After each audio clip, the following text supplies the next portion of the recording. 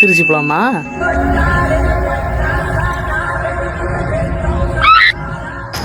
திருச்சி கிளம்பியாச்சு. வண்டியை பார்க்கிங்கில் போட்டு காந்திராமத்தில் பஸ் ஏறலான்னு வந்தாச்சு. அங்கே தான் இருக்காங்க ஃபேமிலி. ஓகே, திருச்சி போய்ட்டு கண்டினியூ பண்ணுறேன்.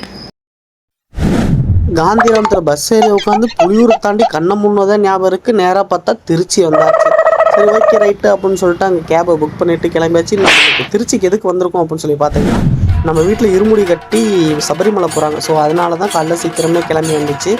இருமுடி கட்டும்போது நம்ம பாப்பா வேறு அழுத அடம் பிடிச்சி ஆர்ப்பாட்டம் பண்ணிட்டா. மாலையெல்லாம் இருக்கிறத பார்த்துட்டு ஐயர் வேறு உட்காந்துருக்காருன்னு நினச்சிக்கிட்டு நமக்கு மறுபடியும் காது தான் குத்த போகிறாங்க அப்படின்னு நினச்சி ரொம்ப அழுதுட்டா. அப்புறமேட்டு சமாதானம் பண்ணி அப்புறம் நெய் தேங்காயில் நெய் ஊற்ற வச்சுட்டு அதுக்கே பெரிய பாடாகி போச்சு. அப்புறமேட்டுக்கு இருமுடி பையை தூக்கி தலையில் வைக்காங்களையும் அது ரொம்ப பெரிய பாடாக போயிடுச்சு. அப்புறமேட்டு சரி ஓகே, நம்ம வீட்டில் இருக்கிற அண்ணனுங்க எல்லாத்துக்கும் இருமுடி கட்டியாச்சு. நம்ம வீட்டு பையனுக்கும் அம்மா கல்ல இருந்து ஆசீர்வாதம் வாங்கிட்டு